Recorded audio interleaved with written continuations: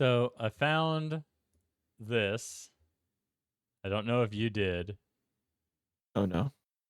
The Hollywood Reporter, Invasion of the Body Snatchers. I haven't decided if I'm going to make this the intro yet or not before the music.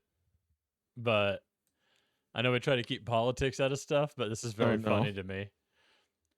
40 years after the release of this critically acclaimed remake, Kaufman, which you know is the director,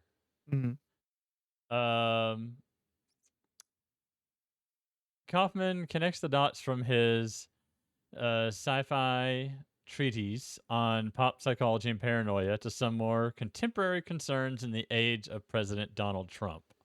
Oh no. And then it says in quotes, "It's as valid now as it ever was then, maybe more so. Donald Sutherland's pod shriek at the end of the film could be a very Trumpian scream. The way Trump points at the press in the back of the auditorium and everybody turns, you get that scary potty feeling. There's a kind of contagion going on here." Wow. Now all I can think of is Donald Trump just at the end of the movie. Yeah, you should put that in. Oh my god. It's so good. I mean, it's not wrong. I've never thought about it before, but I've seen what he's talking about. Yeah. It could be a very Trumpian scream. It's the way I screamed when he got elected.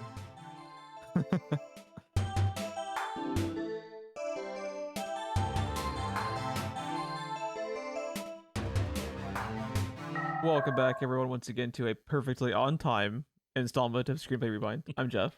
And I'm sorry. So, Ron definitely didn't pick out this movie, be super excited about it, watching it and recording about it, and then totally forget to watch it. That did not happen. Oh, dude, I'm pretty sure I forgot I have a podcast. Yeah.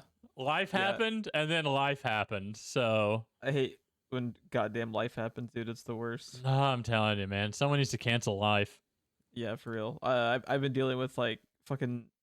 We're now recording this on Sunday. We usually record on, like, Friday night and then post...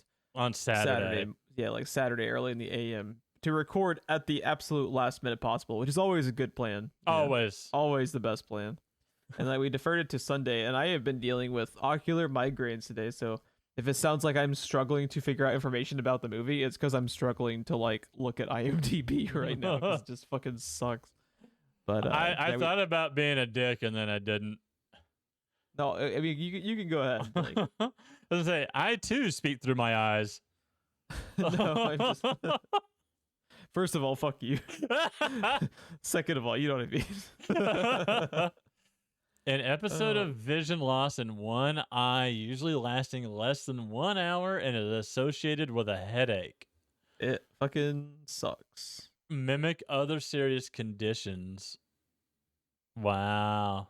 It's like, yeah, it's there are some screenshots, I guess, that are supposed to simulate. One of them is exactly what you described to me earlier. Yeah, and what sucks too is, like, when they reoccur, if you have them, like, because I rarely get them. Usually when I get them, I just have them for like a day, and then I go like 6 months without having another one, or like a year, you know. But if I have a day where I'm getting them, I get them like throughout the day, and it'll always be like a different type of shape. That is the migraine itself, like the flickery thing you see. Is it ever a heart? Or half a heart? My body just fuck you, it's a middle finger. But yeah, if my research through the IMDb sounds a little bit delayed, bear with me. I can't fucking see. Would it be helpful to have an eye patch, so you don't even have to worry about trying to see through that eye? Yeah. But what's fucked up too, you still see the shit even if your eyes are closed. You just... Oh, man. Yeah, you just see it more clearly because it's not obfuscated by, like, shit you're seeing in your vision. So it's not even really your eye then. That would have to be in your brain, right? I think it's something to do with, like... Because it's so similar to the shapes of, like, floaters in your eyes, I think it has something to do with... Floater. Fuck you. These are serious medical conditions, Ron, okay? feel like you're not taking my inability to see seriously right now. On our totally serious medical podcast. Yeah, no, it's totally serious with Screenplay Rewind MD. All right, let's get to our comments. Let's quit talking about our inability to record this podcast on time and my medical ailments, and try to record this podcast. And try to record this delayed as delayed as fuck podcast. Ron, would you like to, before we get to our coverage of the 1970s invasion of the Body Snatchers, would you like to read Bobby's comments from our prior YouTube upload, I believe, which I think was funny. I thought he had not listened to you and just listened to the episode without watching Nope. Like we told him not to do like 7 times, and you like told him like, no, dude, for real, don't fucking listen to us until you watch the movie. And he had sent a couple of responses in the YouTube comments, and I was like, oh, he fucking didn't listen and just listened to it. But he apparently, from what it looks like, he didn't listen. He listened to the first section, then kind of tapped out when the movie talk started. So that's okay. Yeah. Just I guess I don't know. This qualifies. Full disclosure, I guess. The 3 of us saw each other earlier today, and I completely forgot to talk to Bobby about it because last I heard he had bought it, but I hadn't heard if he had watched it yet.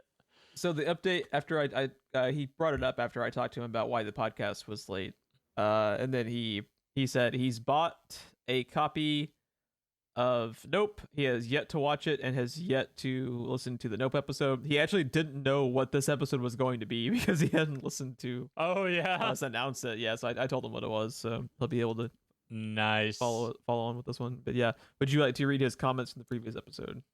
Yeah, so regarding our question last time, which I believe was submitted by Bobby, which movie would you like to see adapted into a video movie or TV show adapted into a video game?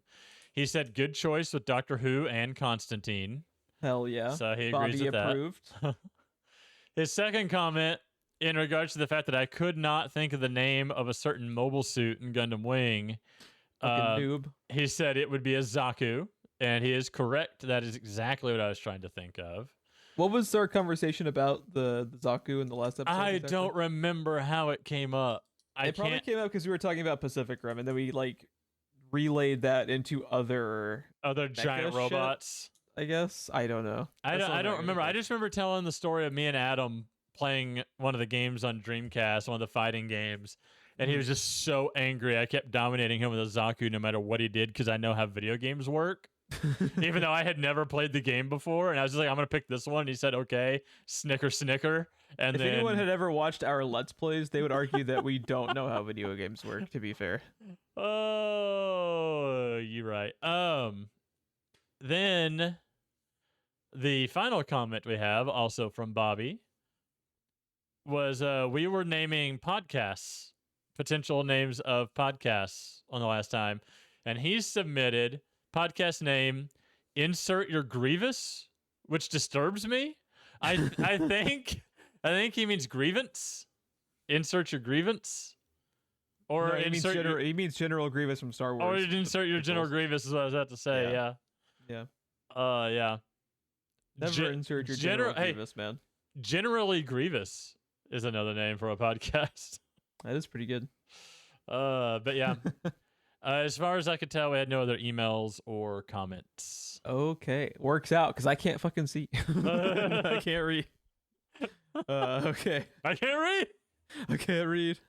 There was time. There was time now. There was time to read internet questions. I'm gonna put a call to action out.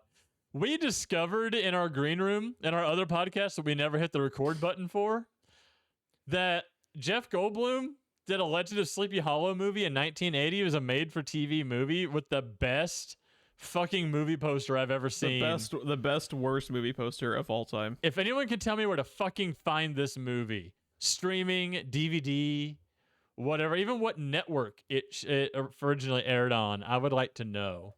I'm going to do some hunting on eBay. I have a feeling if I hunt the underground of eBay, I can find the this. seedy underbelly of eBay. Yeah, somebody on the fucking eBay dark web has to have at least like a VHS rip of this fucking movie. I will watch this movie in any format. I will go buy any old A laser like, disc. yeah, a laser disc, a fucking Betamax, like it's any old format. I will buy it just to watch this movie. I have to watch this movie now. Oh my god! Like I have to know. Yeah, the snippet they have of Goldblum on the cover, it's just like a side profile of him like smiling. It is not.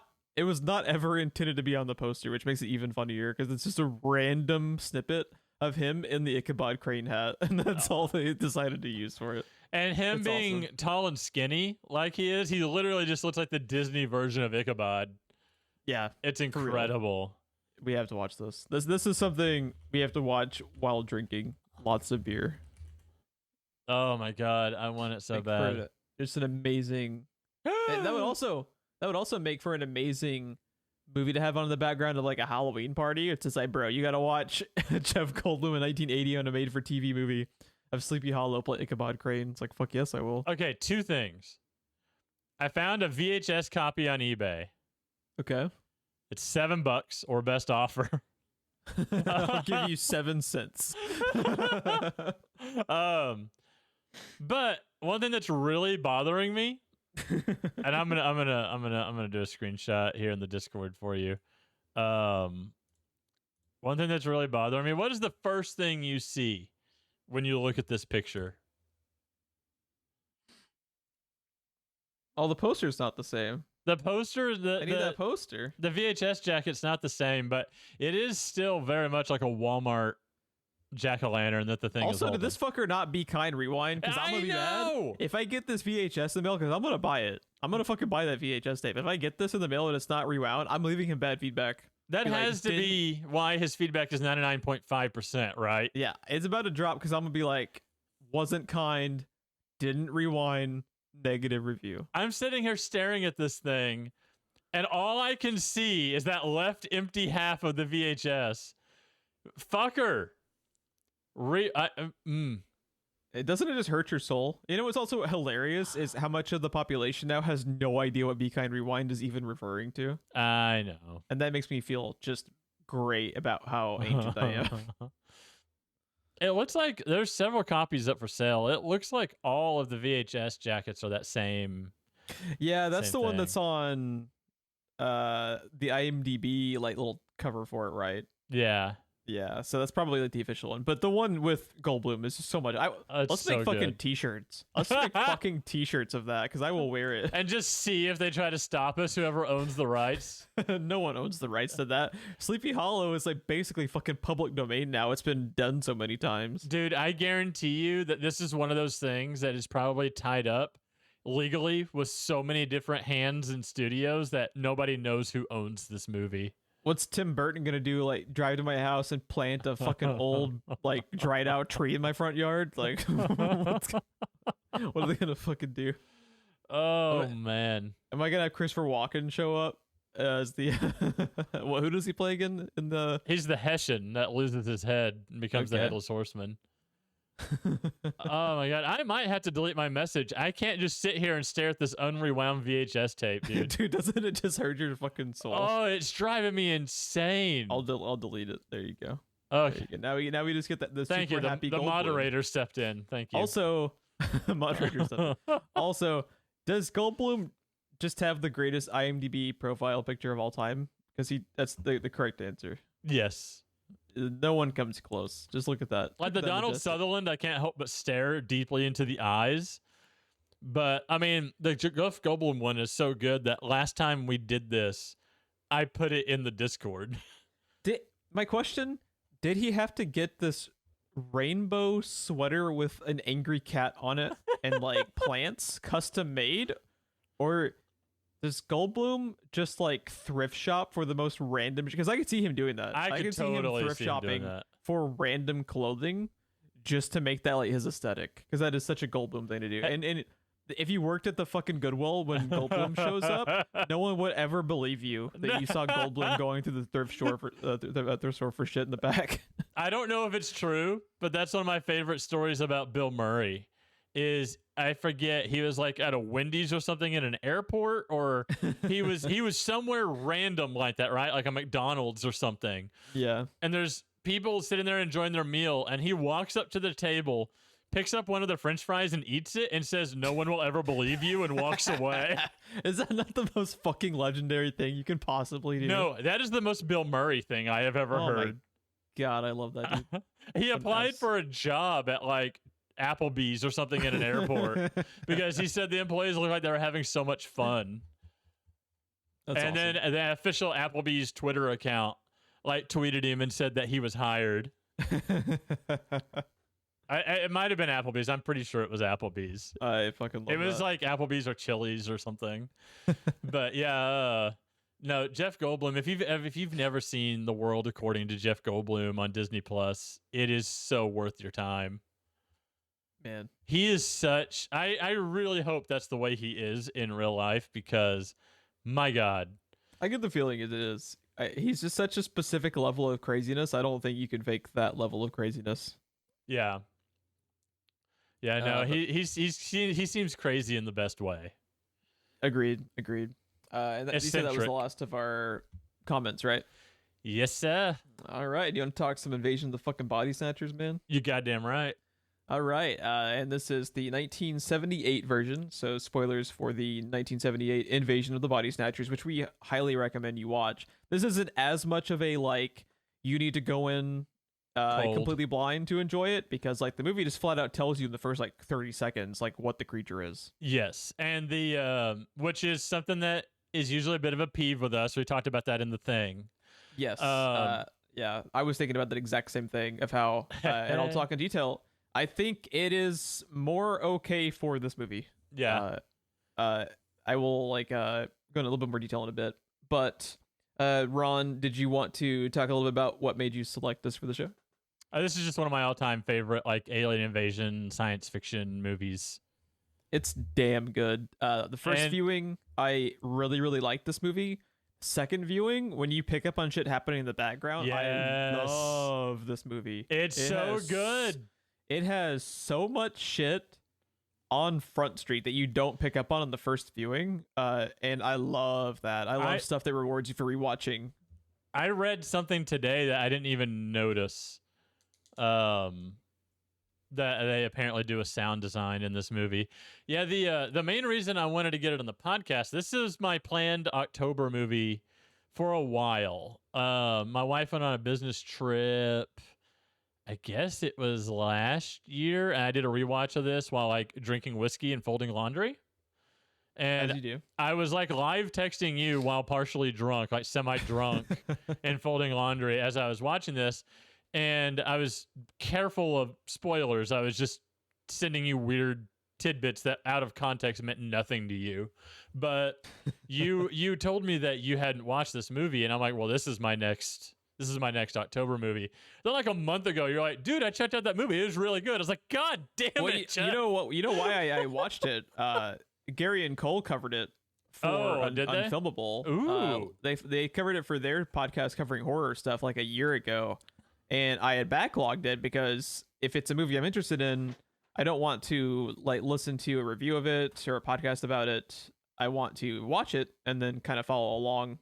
That way, my opinion isn't, just through their lens. And so I watched this for the first time, maybe like 6 months ago, something like that, like earlier this year. But I am glad I was watching it for a second time to talk about it, because there's a lot of stuff that is a reward for a rewatch, and you actively paying attention to like background stuff as far as like what extras are doing.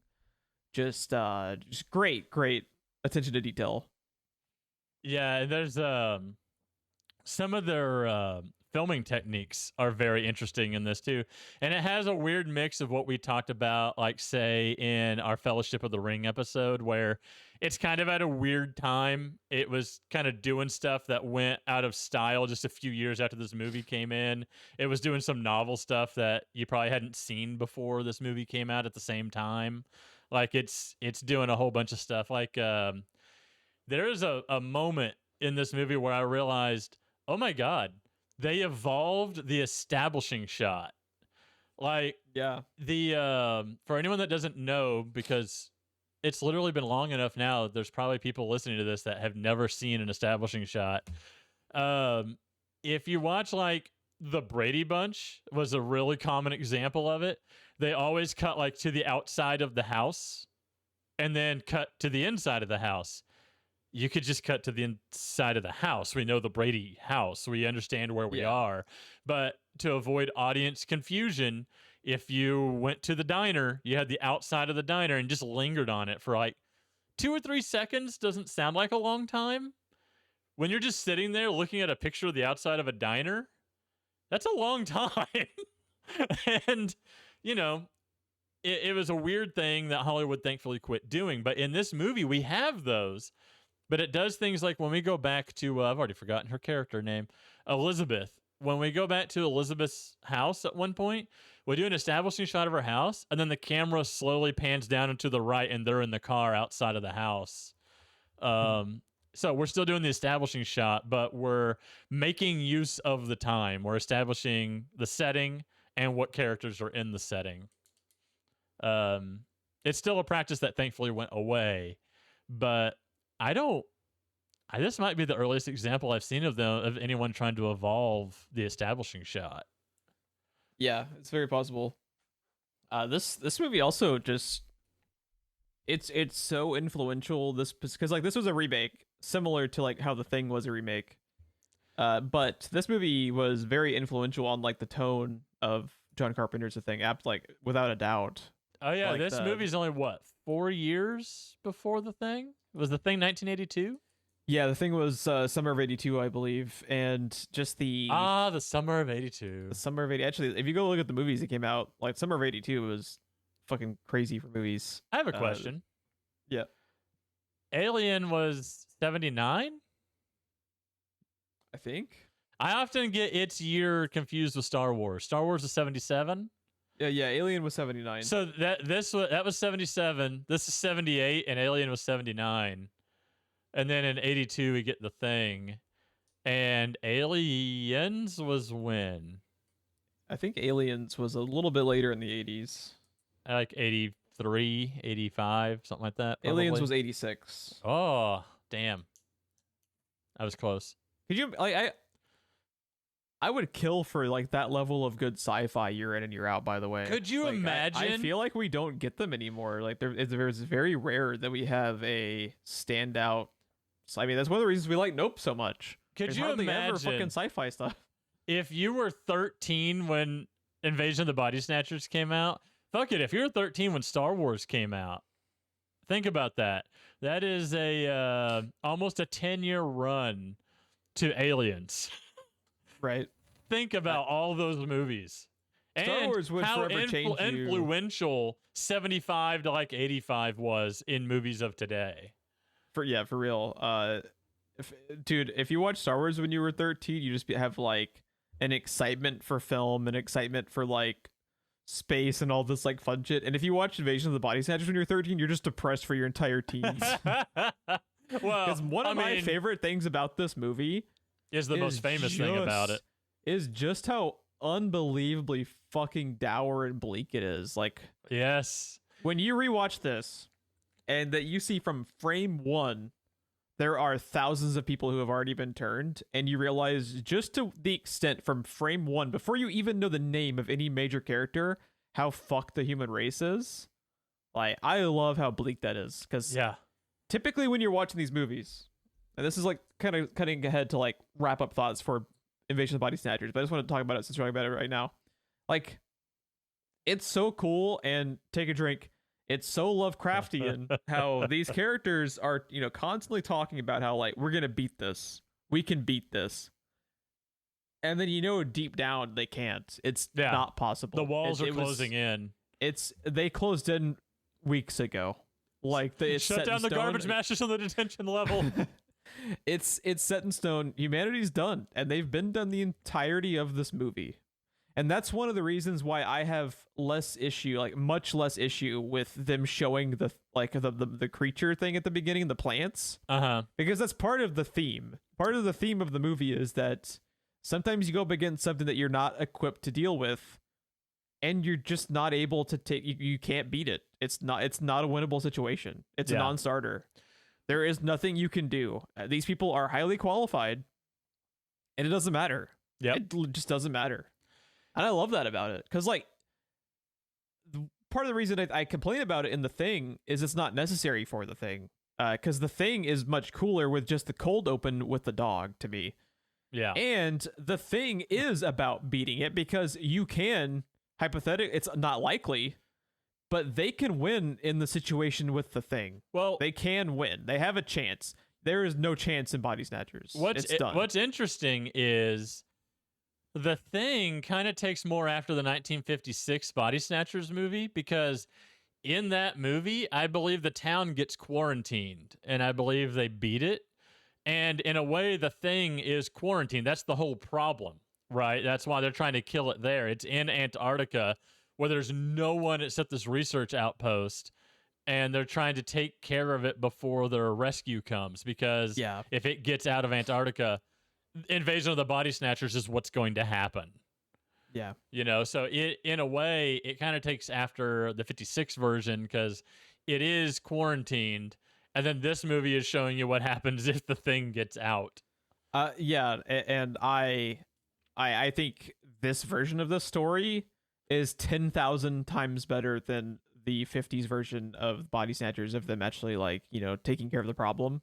Because that, to me, like, the whole thing that makes Body Snatchers fantastic is just how utterly bleak especially the last shot. The last shot is like maybe the most famous bleak ending of all time.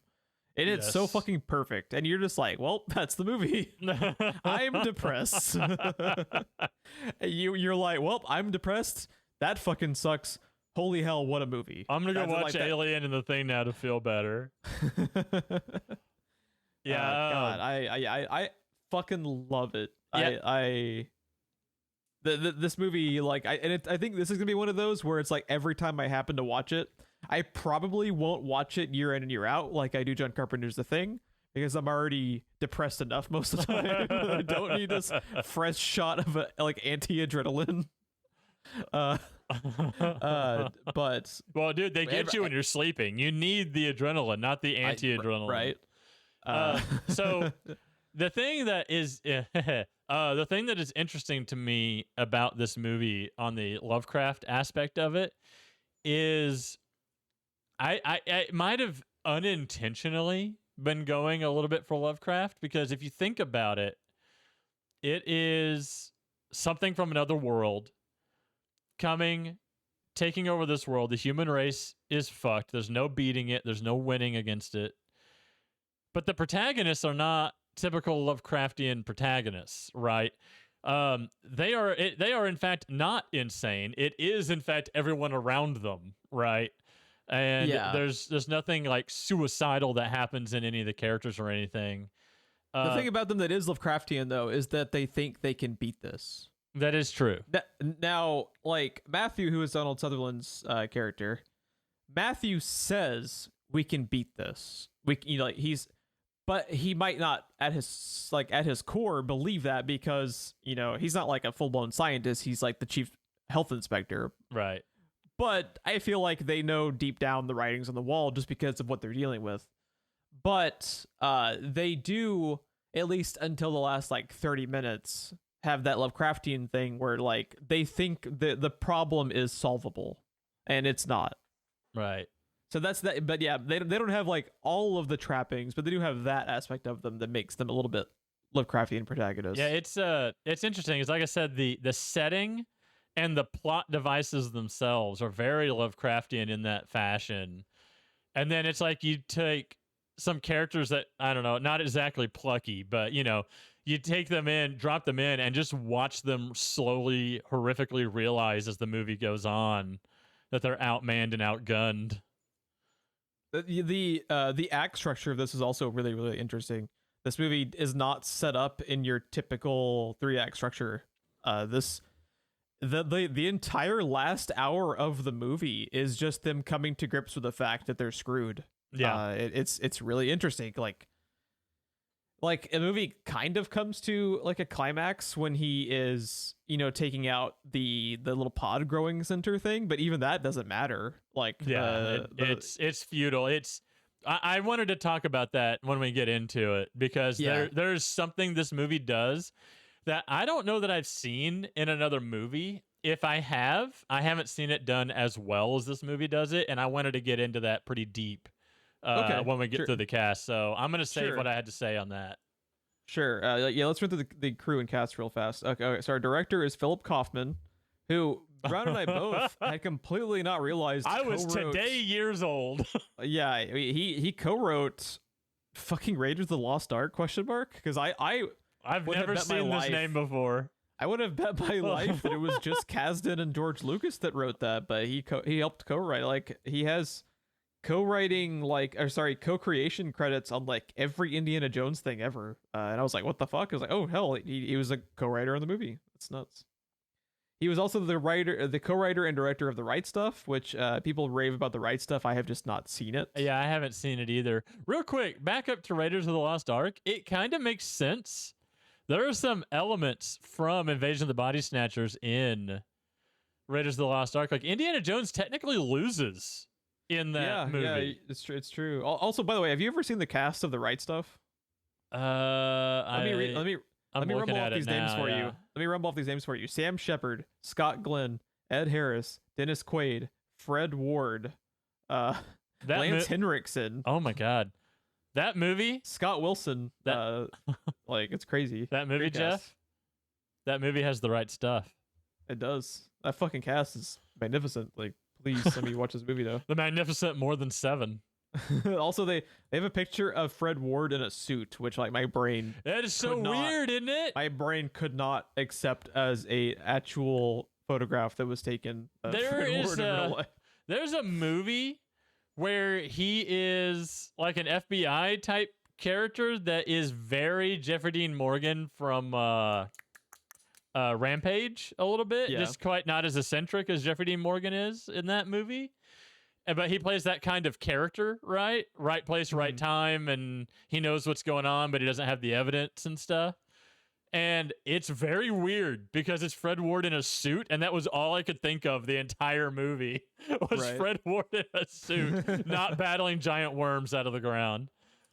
My brain just views him as the Tremors guy. That's what I view him as. He's a great actor too. He's not just trapped in that movie, but that movie looms so large in what makes Ron and what Ron likes in movies that's all I can see is Fred Ward.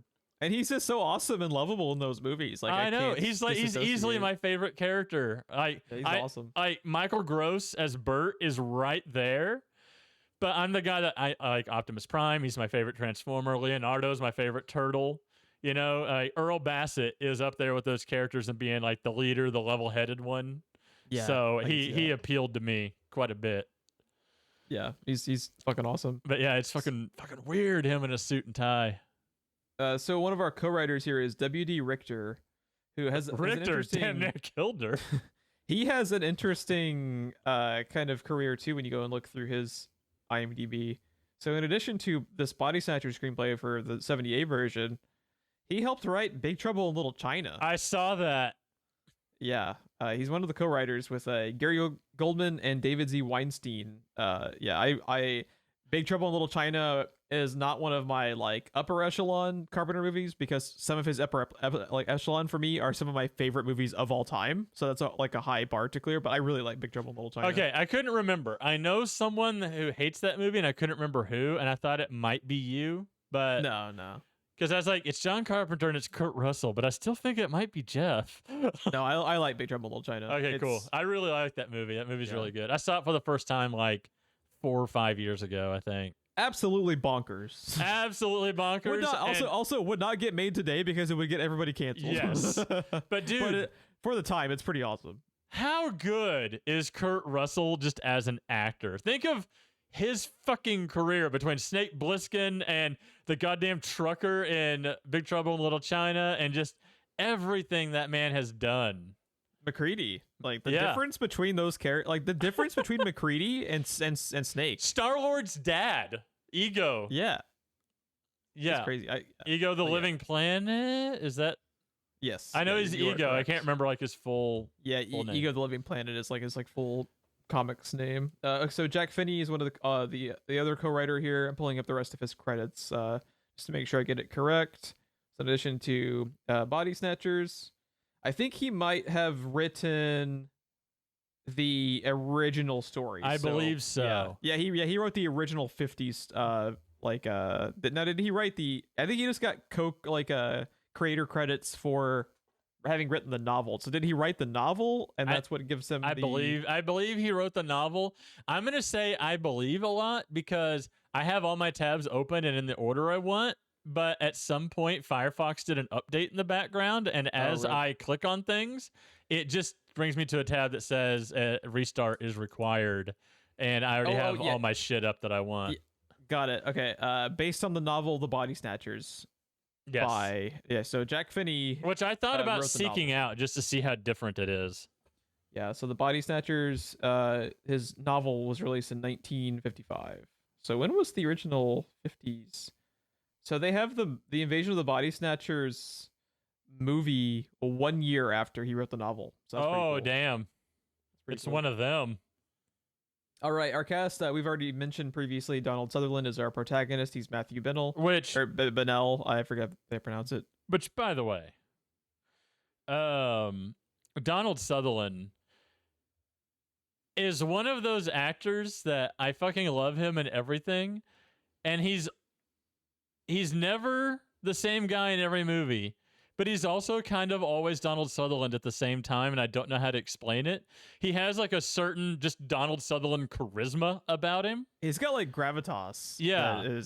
And it's not your typical like actor gravitas. It's very specific, and it's very specifically Donald Sutherland. He's also just not usually the main character. So that is true. It's odd for him because typically he's either a supporting character or like the villain. Like for him to be the main character, but he's really good at it in this. Even when he's a supporting character, because of that gravitas, he usually looms large enough that you always remember him in the movie, right? Yeah, absolutely. I love Donald Sutherland. I've always loved him. There's a movie he did called Hollow Point that I want to get on the show sometime. Hell yeah, I will watch any movie.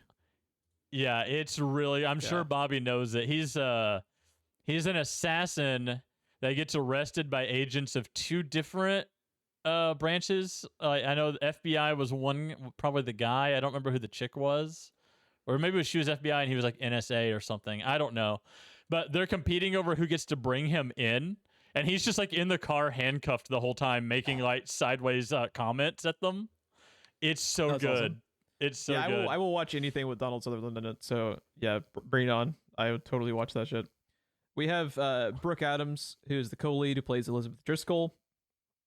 What else has she been in? Because she looks kind of familiar. So there was the last time I watched this movie, I asked myself that same question, and I think I figured it out in this one. I don't think it's Brooke Adams I'm thinking of. The way she acts, especially the sound of her voice and the way she talks, all I could think of this time was Marion from Raiders of the Lost Ark. Yeah, with that kind of like gruff delivery of her. You got more than you bargained for, Indiana Jones, because now I'm your goddamn partner. Yeah, I could see that. I'm scrolling through her IMDb, and most of her credits of the last few years have been primarily like TV shows. Yeah, I finally figured out she doesn't. I don't remember her from something. She's reminding me of Marion, I think. Gotcha. That was me. I mean, you might have seen her something else, but I think for me, I totally could see that. So we also have Jeff Goldblum. Yes. I laugh every time I see. I love his fucking IMDb photo so much. It makes me happy every time I see this fucking photo, dude. I love it. Yeah. So he's playing Jack Belichick. He has one of my favorite lines in the movie when he's just gonna say Kibner's book is crap. Everything Kibner says is crap, and the lady's like, "How can you say something about that? Something like that about someone like Dr. Kibner?" And he was like, "I'm not saying it about someone like Dr. Kibner. I'm saying it about Dr. Kibner." I love that. That is such a Goldblum line too. That's it's so great. Good. It's fucking great. Yeah, it's one of my favorite lines. Maybe I also movies. love his quote too, where he's talking about how he has a new one of these books out every 6 months. Sometimes it takes me 6 months just to write a single line because I specifically pick out every word. I'm just like, as someone who also is terrible about actually getting shit written, I totally feel that. It's so good. This is is this the movie that landed him The Fly? Because The Fly came out 1980. Oh right, I can't look up anything. I'm gonna have to go to my phone, I think. Let's see. The Fly. I will pull it up. The Fly was 86. 86. So this has to be one of the first things that got him into The Fly, right? Probably. This was not his first role, but I think this was his first like major role as far as My being wife, one of the main characters in a pretty, like this probably was not a box office, smash, but over time it's like I think it was really, really well respected within like the film community, so it would have helped him get roles for sure. right? My wife watched this movie with me, and I was just like, isn't it weird watching Jeff Goldblum at a time before he was allowed to just be Jeff Goldblum? Like now it's a selling point, right? If you're hiring Jeff Goldblum, it's just because you want Jeff Goldblum in your movie. Don't say slaves. We can't say slaves. Fine. The prisoners with jobs are escaping. Oh, why are you handing me the melt stick? He just interrupted me is all. We don't need the melt stick. Yeah. I love him so much in that movie. Oh god. Oh fuck. He's only in the movie for like 5 minutes, but he's one of my favorite parts. You can't have a revolution without someone to overthrow. So, yay us. It's awesome. He's so good. Oh my god, dude! Taika Waititi. Can Taika make a movie just for Jeff Goldblum? Because like his writing for Jeff Goldblum is just the biggest match made in heaven, dude. Just that level of craziness that they're just perfect for each other with. I love it. Yeah, it's so good. Jeff Goldblum's good in just pretty much everything he's ever done. But god damn, I think the most Jeff Goldblumiest I remember him being for the first time was in Jurassic Park. And just after Jurassic Park, it just seems like, no. We don't want you to play someone. We just want you to be you. And I love him for it. Because that's probably his like most famous role, I'd say, is Jurassic Park, right? It's probably his most recognizable, if nothing else. Yeah. Yeah. I mean, I can't think of him without thinking of him half naked laid across that table. I mean, I'm just saying. Have you seen the GIF where someone animated him breathing and put Sam Neill leaning on the Triceratops on it? Yes, and it is the greatest GIF of all time. It's so good. The fact that someone spent a weekend making sure that GIF was that perfect, like, I want to give you a hug. It was made with so much love. It really was. It really was. Dude, the way I don't think I've ever heard you laugh like that. Just me bringing that up. That guy making that GIF both realized that he could and should, and fucking went for it. Oh god, damn! What were you gonna say? Sorry. I just, here it is. Here it is. This for you. Nothing makes me Cole Weeze laugh better than that fucking GIF. It's so perfect. Okay, I gotta delete it. I'm just gonna stare at it the rest of the episode. Okay, get it out of here. Oh my god, it's too funny. Okay, back to the show. Okay. All right. We also have Veronica Cartwright playing Nancy Belichick, who also looks very familiar. Has she been anything else that we recognize? Because I swear I've seen her. Oh, she's Lambert in Alien. Duh. Yeah. I was like, what have I seen her in? What a fucking back-to-back year for her. Like being in Body Snatchers and Alien. Fuck yeah. Both sci-fi and both highly regarded as some of the best sci-fi.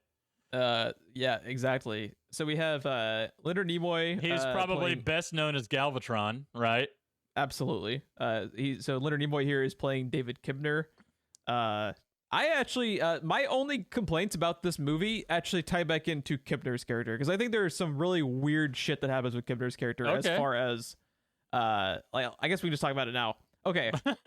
So fucking Elizabeth is a scientist. And Matthew Bonnell is like the chief inspector of the health department. Uh-huh. So when he goes into the mud bath shop, which, by the way, this mud bath shop in this movie is like a horror movie in its own right. Like all the corrugated metal walls and stuff. I'm like, what is happening? When did we step into Shantytown? If you tell me I have, the option, Ron. Okay, if my options are, you have to survive the thousands of pod people in the streets, or you have to walk into this mud bath on a regular, like every other Tuesday with this like clientele, I might pick the pod people. Because there's something about this fucking mud bath house that reminds me of like the fucking Shadow over Innsmouth, and I'm just like, what is this mud bath house? Also, who the fuck wants to go to this like fucking Hellraiser dimension mud bath? Like, there's something about like the way it's made and like the lighting in there that just reminds me of like, it's like H.H. Holmes's mud bath, like H.H. Holmes's spa. Also, they talk about like a dude literally fucking died in here. I'm just like, why do people go to this mud bath house, man? It's so gross, dude. When they pick up the big guy out of the mud bath, oh my god, it's so gross. Like, it just sets my OCD on fucking fire more than like the strands of plant DNA creating another human. Like, I hate it. It's so gross. Oh my god. Yeah. Oh, okay, yeah. So what I was gonna say though, they go over after Matthew. Donald Sutherland looks at the plant duplication creature thing. This is clearly a medical and science issue. Yes. Him and Elizabeth are the qualified people. They're like they're not like crazy high up, like to the extent that they would need to combat this problem on like a global or national level.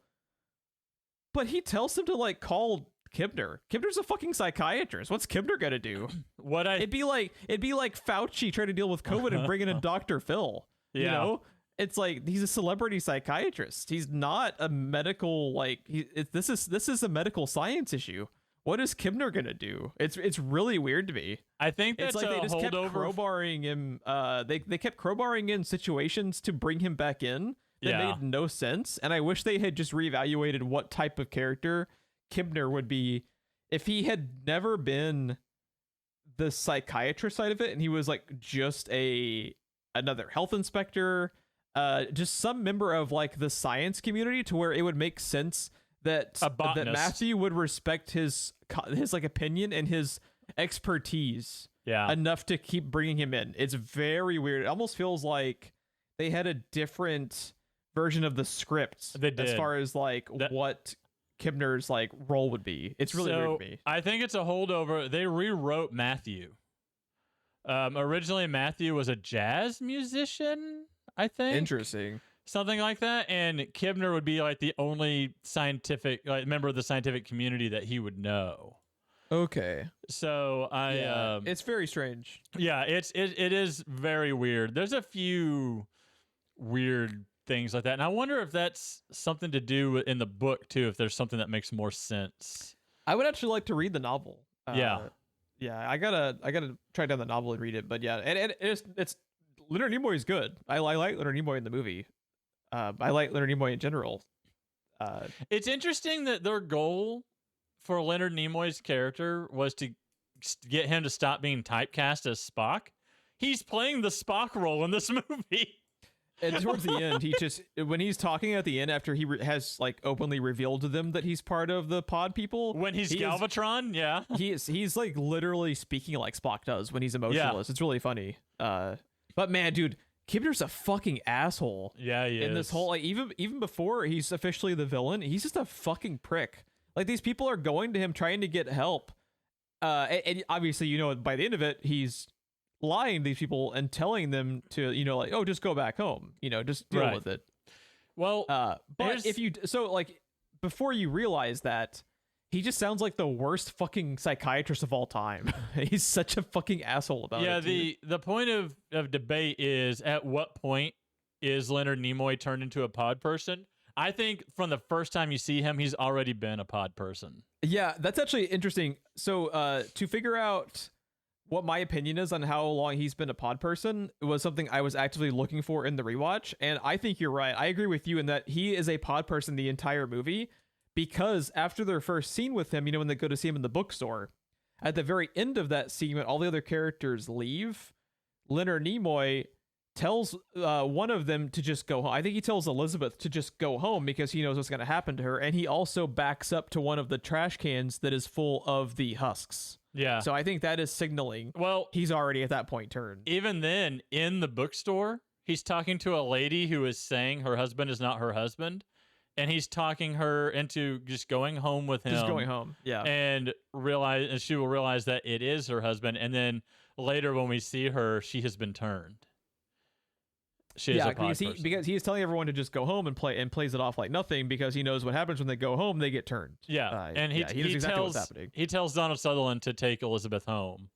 The weird thing though is why does Leonard Nimoy's is he like the chief pod person? Because why does he have the ability to properly blend in and actually fool them? Everyone else is kind of acting like a robot.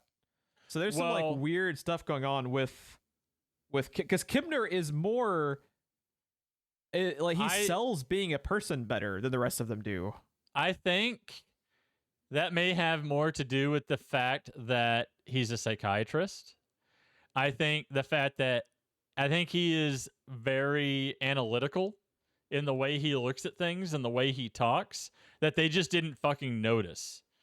Right? Like if you think about like the stereotypical view of like a psychiatrist, people open up to them with a bunch of very emotional and traumatic things, and they always come at it almost emotionless with just pure analysis on the mind. Like I said, that's the stereotypical view. That's not the way it actually works. But when I say psychiatrist, what do you think of?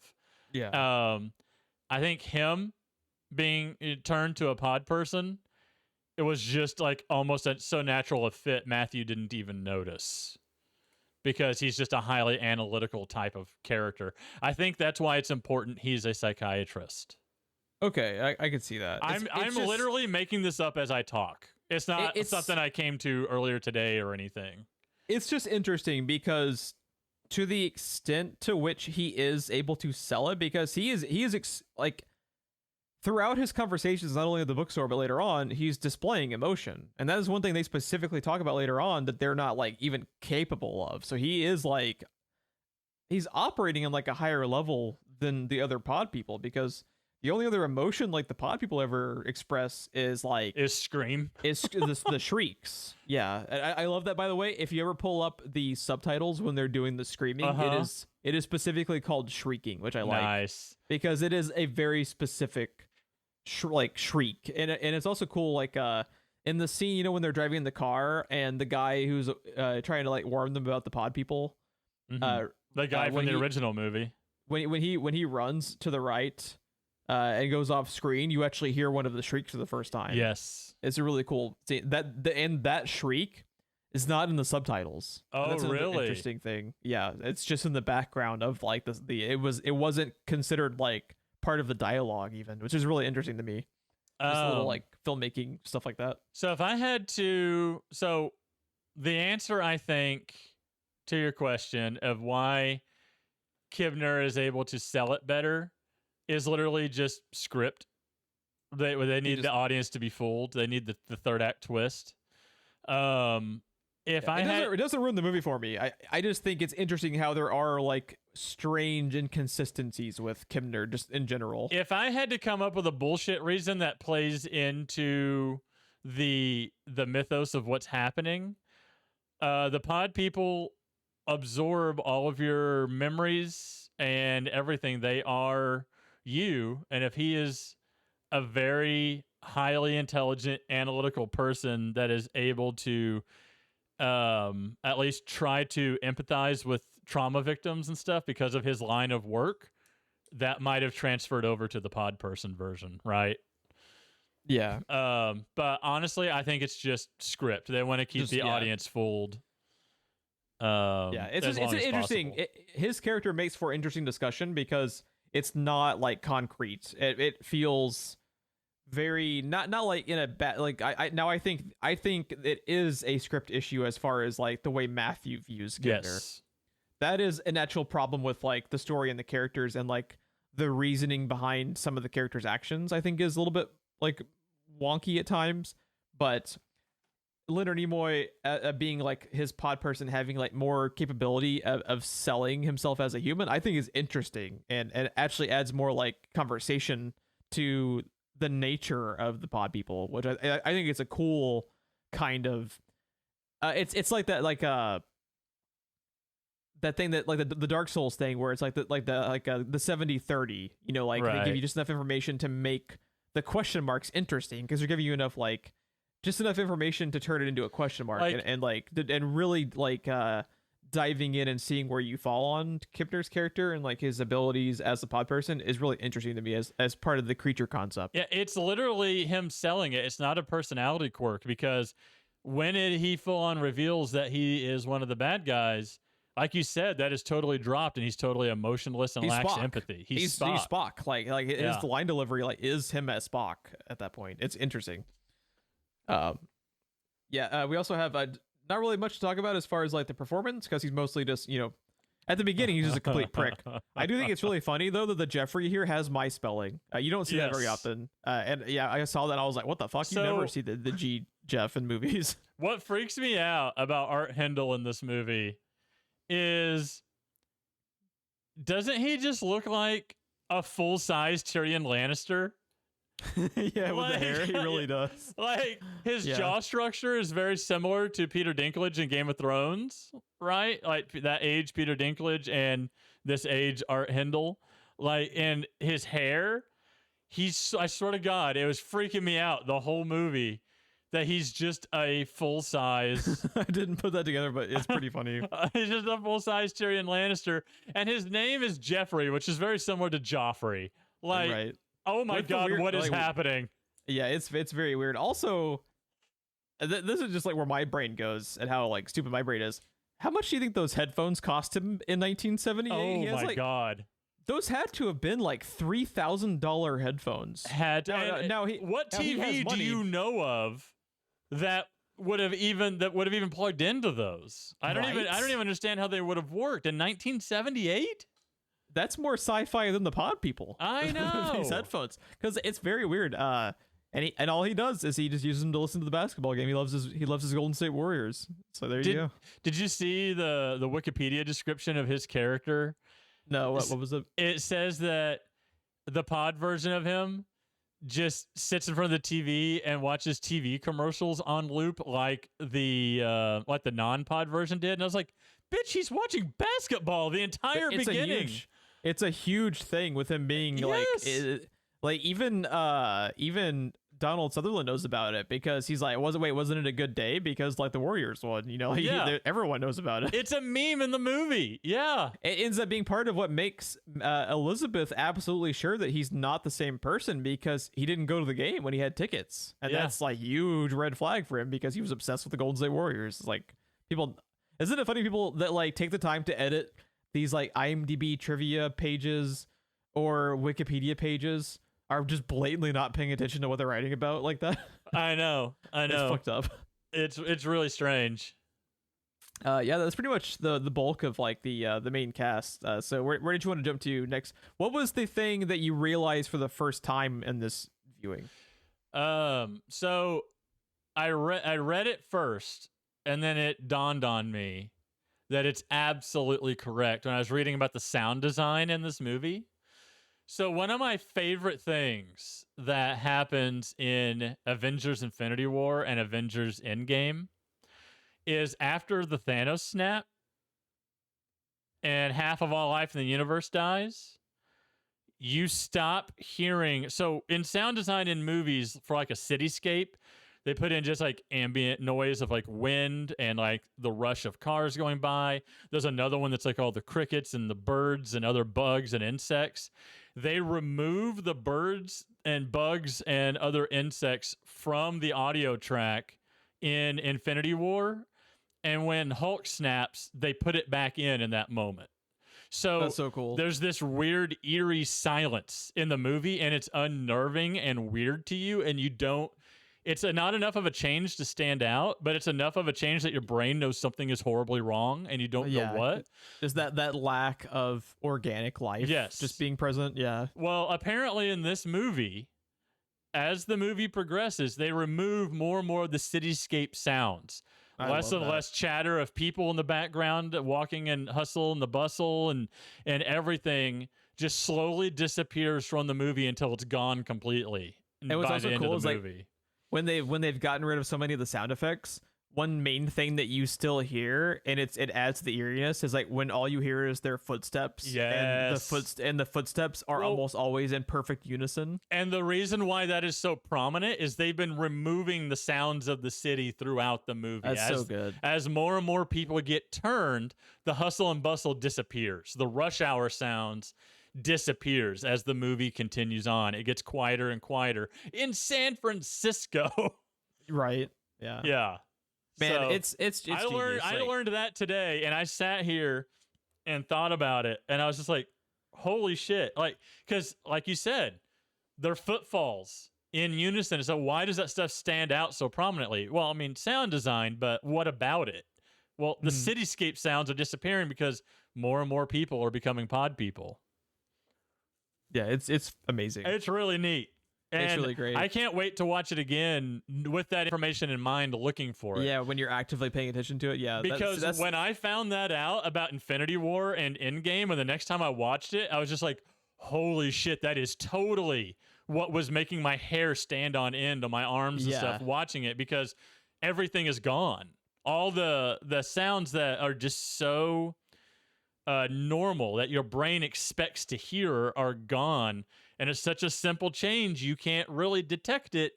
But at the same time, it's such an enormous change. Your brain knows something is wrong. Something is up. Yeah, and it's not something you realize consciously that's wrong. It's instinctual. Yes. It's instinctively something you realize is wrong. But when it's your instincts, something you expect to be there is missing, and you can't pinpoint what.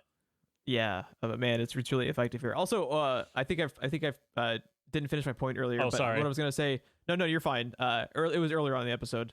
I had said this wouldn't be one I watch like every single year. Yeah. But it is one I think every single time I rewatch this, I will grow to love it and love it even more, because you pick up on stuff like that and like there is detail so much depth in this movie. It's insane. Can we talk about how fucking genius the first 20 minutes is in this movie, as far as like how many extras you see awkwardly looking at the main characters? Yes. And you realize, dude, almost everyone in Matthew's office has already been turned. Yes. Because when Matthew and Elizabeth are walking through the hallways of the, I don't know like which exact like name for the building would be, but yeah, like where like the public health building, you know, almost all of the extras are gawking at them in this really eerie way. And you realize when you rewatch it, oh shit, they're already like all pod people. Yeah. And it is comical how many times they show you the fucking husks being emptied out into the fucking the garbage cans. And there's like every garbage can in the street is filled to the brim and overflowing with the husks. Like there's like these like, what would you call it? It's like a dust bunny almost, like a giant dust bunny. How effective was it for you on your second viewing? Because when I watched this a second time, I noticed it immediately. I was just like, oh, holy fuck. So they go to sleep, and the camera pans to show you the flower next to Jeffrey on the bed. And then in the morning, he's acting different, but he's sweeping up broken glass and dust and putting it in a trash can. And then he just walks outside and throws it into a garbage truck that is literally full of like dust and shit. Full of it. Like when they compact it, it fills the air. Yeah. There's so much of it. And it just acts like this, like cleaning out a fucking vacuum cleaner. Yeah. Like just like this it's such a simple change in the room that like she hasn't even like registered that the flower's missing. There's also it's a very subtle thing, and it was like just something my eye caught as I was watching the second time. But it's fucking dark and comical and amazing. But so in the middle of the movie, when Matthew has to go and save Elizabeth when she's about to be turned by Jeffrey, do you know when right after Matthew breaks into the back door to go, get Elizabeth out, when you see Jeffrey put down his headphones and to go upstairs to check on her again, he's carrying their trash can up the stairs. Yes. And I fucking love that touch. I love it like so that little much. touch. It's so good. By the way, what the fuck is happening in San Francisco in the 70s that they have bars on the second story window and the door is literally barred like a medieval castle? Like it has a 2x4. It's real weird. Across, like, it's real weird. What the fuck was happening in the 70s in San Francisco, dude? They're look like it looks like they're prepping for the gangs like they were gonna overtake the gangs of the 90s. Yeah, the gangs. It's like they were prepping for Predator 2 down in this basement, dude. It's so weird. So I want to talk about Matthew. Okay. So the beginning of this movie, we meet this. I love the beginning of the movie. Well, we meet this character by him walking into a restaurant. Caper. It is a caper. If it's a caper, then you eat it. And he pulls out what he's calling a rat turd from this soup. And I say that for a reason. And just on his word, they shut this whole restaurant down. And Leonard Nimoy later is like, "You shut down my favorite restaurant. What's with that?" But like when he gets back to the lab, he asks Elizabeth what it is, and her first instinct is a caper. So I think it's left ambiguous whether he's right or wrong. He just that he's confident in what he thinks, but the guy was not confident enough to eat it, and her first instinct is it's a caper, not a rat turd. Yeah. So yeah. It's kind of left, is he right or wrong? And it doesn't matter. It's his confidence and the amount of power that he wields in his job that without talking to anyone else, he just shuts down this whole place and no one questions it. And as the movie goes on, you watch this man slowly get stripped of any power and authority he had, even to control his own fate as the movie goes. And it is very Lovecraftian in that aspect, because this is what I said I wanted to save, because by the end of the movie, all he has left is just his hope. Like, there's a boat. It's full of pods that make pod people, but it's a boat and we can get out of here. You have to stay awake because we can leave, even though there's nowhere he can go. And that boat is probably the worst place he could go to try to escape. But that's all he has left when he's picking up the phone and calling the police and no one's listening to him. And then later in the movie, he's trying to call the mayor's office. It's implied he has direct ties to the mayor, right? Like, he's trying to make all these phone calls and no one will listen to him. No one will do what he's asking. There's an entire montage in the movie of him almost in a panic, and they keep doing that fucking thing I'm Happy You Went Away in movies where they spin the camera around. I hate that so much.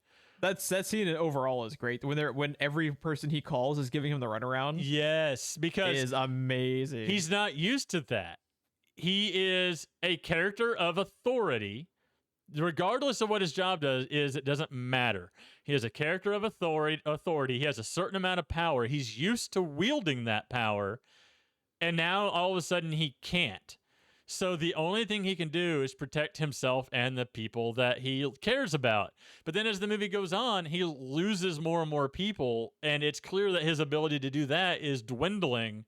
And by the end of the movie, the only thing he's left with is trying to care for himself. And however you interpret the ending, it doesn't matter. Whether the guy saw him and they got him, or he just fell asleep, because you can't avoid falling asleep. He didn't even have that ability to care for himself when he was all powerful at the beginning of the movie. Like, think about that as the movie goes on. And the next time you watch that, keep that disempowerment. Because normally as the movie goes on, one thing or another happens. Characters get empowered either emotionally or something. Something happens that just... Anything that happens that pisses off John Wick, he goes Super Saiyan, right? Like, you're used to seeing characters get empowered in their situation somehow. When Indiana Jones getting pushed in a corner turns on all of his super abilities, right? That's when he's at his best, is when his moment is the darkest. And in this movie, you just watch this guy slowly stripped of ability after ability, power after power, until he is literally nothing and he is a pod person at the end. I think it's also important what his specific job is. Yes. So because he talks about at one point he's talking to I believe it's Leonard Nimoy. He knows the protocols for what they would do with like I think the examples he uses specifically are Legionnaire's disease and cholera.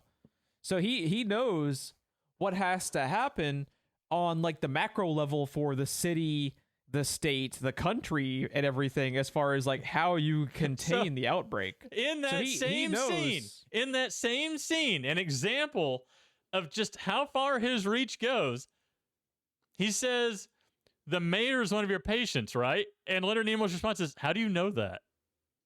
And then he never gives the answer. Like, he's not the FBI, but he knows things he shouldn't know because of how well connected he is and how many people he knows. God damn, this movie is so good. He ends up having a direct line to someone in Washington. Yeah. Like their home number. He has just good connections. It is... like the other thing that makes it interesting too, his job, he's not like Homeland Security or these like super high level things as far as like what his role could be for the country. He is just the chief health inspector of San Francisco. So it's like he's aware of what needs to happen. He can tell it's not happened. It's above his pay grade. It's above his pay grade, but he is. It's heartbreaking because he is just high enough the totem pole to know that because these types of, and he knows just enough about science, like that he knows like how dire their situation is, but there's nothing he can do, and that's the point. Like you talk about, like it doesn't matter what they do. It's from frame one they have lost. They're doomed. But that is what makes them human. Is at all like the last instinct you have is to save yourself. Yes. No matter how dour your circumstances are, as a human, you will always fight to survive. You will always lie to yourself and say, we have a way out of this. And he never gives up. He never loses hope. He never gives up. And he never gives up. And then we see him shrieking at the end. So let's also talk about my favorite performance. My favorite scene of his performance in this movie, Donald Sutherland, is after they've been caught by Kibner, and Kibner is he's openly revealed himself as a pod person. You're killing me, David. You're killing us. The way he says "you're killing me," yes, is like it sends a fucking shiver down your spine. It's so calm, but so scared at the same time. It is like the best line of dialogue I think he's done in his career. It is perfect. Donald Sutherland, man, he's fucking killing it. Yeah, he's fucking incredible in this. Man, dude, when he is holding Elizabeth at the end as she fades away. Literally.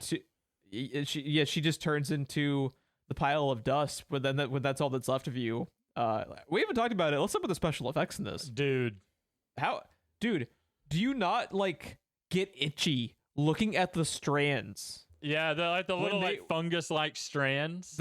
Also, the effect of the strands like operating on their own as they're escaping like plants and leaves and stuff is really fucking good. And I don't know how they did it because they seemingly operate like on their own. Yeah, it's really cool. The effect of the pod person when they're like half formed in the garden. That scene in the garden. Oh my God. So the scene we're referring to specifically is, are they outside Matthew's house? Is that Matthew's house? Yes. So Matthew is like kind of like standing watch. He like goes and sits outside when other people are sleeping. He falls asleep and his arm like falls towards the grass because he's sitting outside as a pod is extending these strands towards him. And it's at this moment when the pods are doing a replication of like pretty much all the characters inside the house. Yes. And there's this effect of like they show one of the people, because they've shown one of the people like 90% done, but they show someone as it's happening, as they like are birthed out of this pod, and it is gross and it is an incredible effect. Oh, it's so good. It's amazing. Yeah, no, that entire scene when they're all just writhing around him, and that's when you know for sure that his sleep is not natural, right? Yeah. Because that is a point that they've been making, but on your first viewing, you may not necessarily notice. There, it is not a clean break from the pod, and it is not a quiet process for these No. things to be born. And Donald Sutherland just cannot wake up during it. And oh my god, watching these things form, I just It's so gross. it's so gross and I You love feel it in your bones, man, but it's Yeah. like in the best It's way. so unnatural. It's such a good effect watching a person come out of this what could just easily be described as just an alien plant. It looks like no other plant you've ever seen, right? Yeah. I think a lot of these effects also specifically influence Carpenter with the Thing, because Absolutely. these types of like where everything looks kind of wet and just slimy. Lightly spritzed. Yeah, everything is just like slimy and like. And you know that fucking garden doesn't smell very good with those pod creatures. It's just disgusting in like the best way. It's some amazing special effect work. When we covered Tremors 2, the special effects people, I watched a featurette that was on my disc, and one of the special effects people, they talked about how anytime an effect is just not quite right, the answer is just add more slime. The answer is always add more slime. Add more slime. And that's all I could think about watching these things literally burst. Like, it's a fast process from a full-grown pod, dude. They said Leonard Nimoy said it would take like in an hour you won't care or something like that, because from a full-grown pod, that's all it takes. That's all the time you need. Oh yeah. I think about, you go to sleep and wake up, you time traveled forward 8 hours. Like, it was like a blink of an eye to you. And all they need is one. Like, that is scary, dude. Yeah, and it also adds like you alluded to it a little bit earlier, but there's like a Freddy Krueger element to it where you have to go to sleep eventually, so that adds even more of like it's like humanity is already fucked enough as it is, but that just adds like a quicker turnaround time for how quickly this is going to happen. Like, they're going to have the entire species replaced within like a week. That's all it's going to take. You can you can circumvent eating, right? You can do things to circumvent eating by drinking things. You can probably circumvent drinking things by, depending on what you drink or the fact that your body is efficient enough to pull water out of food. You have to breathe, but you can always get a canister of something. You cannot escape sleep. Sleep will always catch up to you. There's nothing you can do about it. And in the face of that, that alone tells you how hopeless everything is in this movie. But even in the face of that, Donald Sutherland's character is trying so hard to maintain control, even though the level of control he sees or feels like he has is just totally in his mind. Yep. Yeah, it's God damn, this movie is so good. It's so good, and it's specifically hitting on a lot of like bullet points that I like in horror. It just really works for me. It does it. I mean, there are some really nasty scenes in here, but would you describe a lot of it as gore? No, it's me, relatively clean. It shifts towards like body horror, like The Fly. Yeah. It shifts more towards that angle where it's like technically what you're seeing isn't gore, but it will make you uncomfortable because it's not natural. Can I just tell you? I'm looking at IMDb. This movie's rated PG.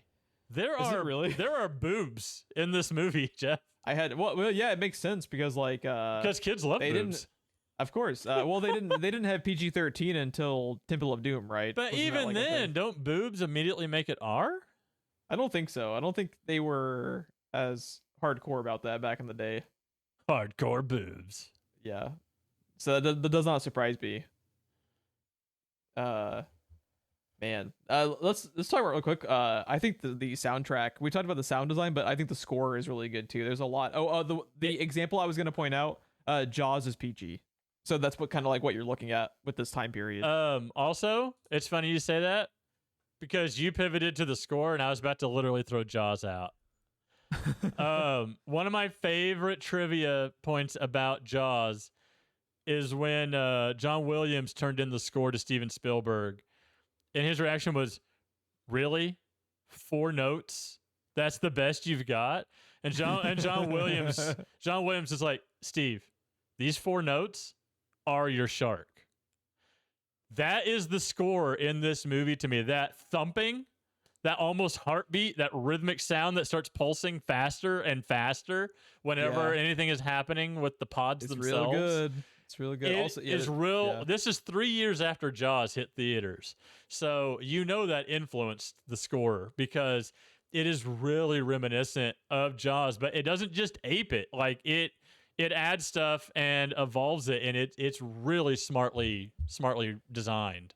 It's also smartly utilized because to further accentuate the eeriness in having very little like ambient sounds. Yes, there isn't music all the time. There are many moments in the movie where another movie would be using music in this type of sequence, like at a certain point in the movie, but they're just not. Like there's lots of moments where there is no music at all. It's just leaning heavily on letting like the sound design and the lack thereof like really take hold, and it's just like masterfully done as far as like what you hear from beat 1 throughout the entirety of the movie. Since I've already weirdly been making this comparison, I'll do it again.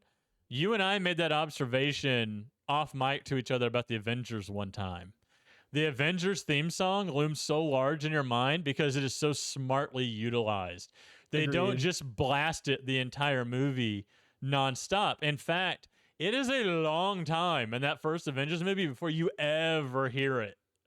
It is a long time. Yeah. And it's utilized so sparsely, but at just the right moments. Jaws does the same thing. This movie does the same thing.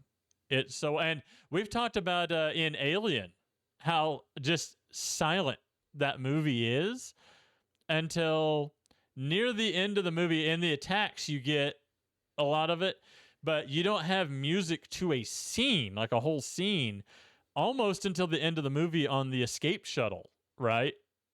Mm-hmm. Like it's one of my favorite things horror can do is just leave you in silence, because how many movies have you watched that the music is just a dead giveaway of what's about to happen? Yeah, especially over the last like 25 years. Yeah, they've gotten really lazy about it in a lot of instances, which is unfortunate. It's real unfortunate because the associations the human mind makes with music and the effect that music can have on a person, utilizing it well, like it's another tool in the toolbox for movie making, right? And video games and TV, any kind of visual media, if it is utilized well, it can add so much to a movie. I mean, I said it a minute ago. John Williams said it. The shark didn't work in Jaws. Famously, they spent most of the budget on this robotic shark that didn't work. So they had to shoot around the shark. The movie's about the shark. They had to shoot around the shark.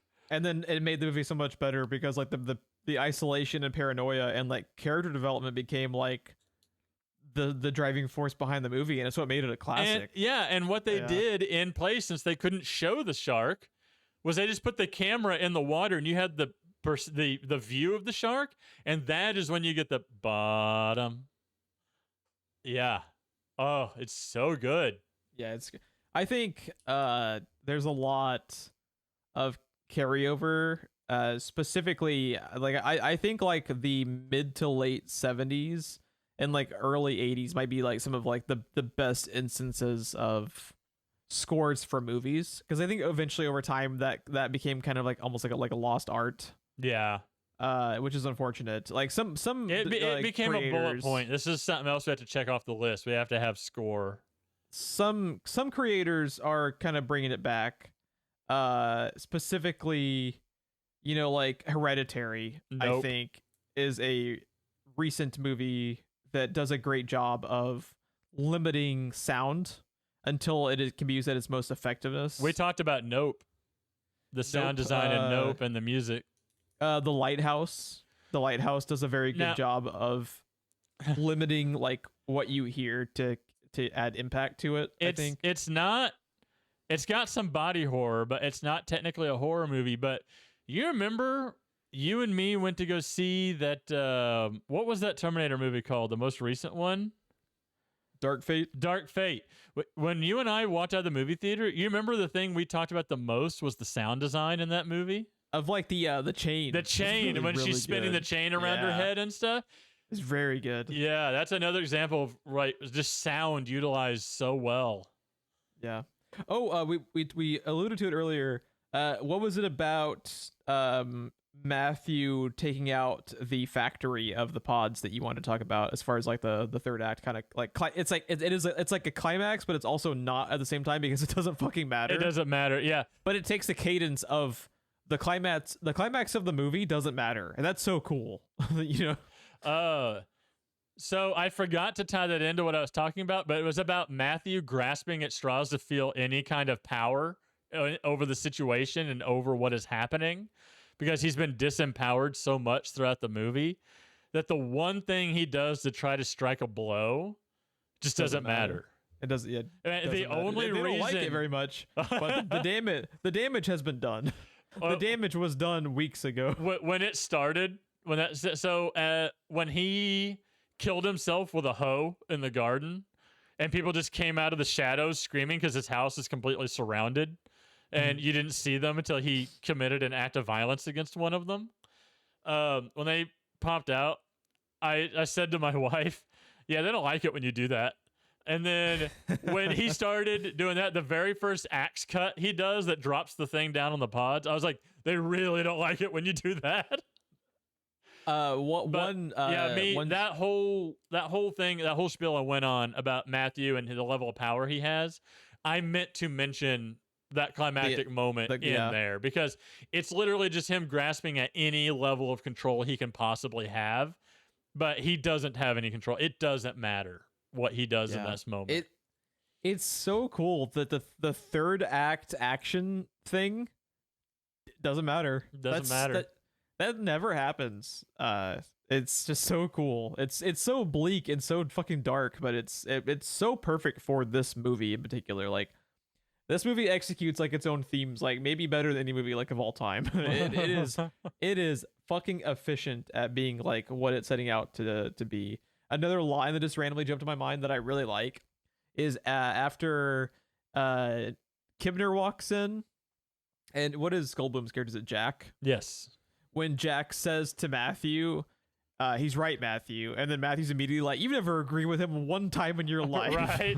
I love that little bit of such a perfect line. Can we talk about poor Nancy? Yeah. Oh my God. Like, it is so genius. Like, I kind of hate the trope of a red herring in a movie, right? It almost feels insulting a lot of the times.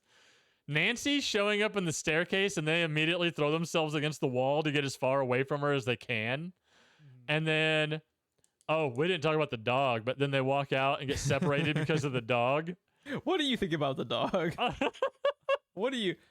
That's probably the most like memeable moment of the movie. But I love it.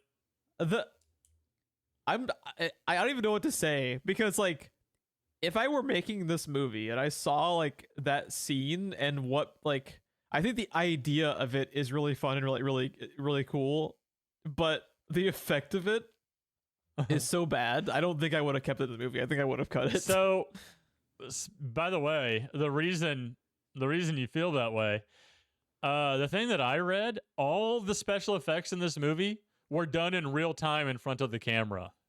That's crazy. Including the dog. The dog effect is very bad. Someone put a rubber mask on a dog and sent it out in front of the camera. Kudos to that dog for keeping that mask on. Well, why do you think he was barking?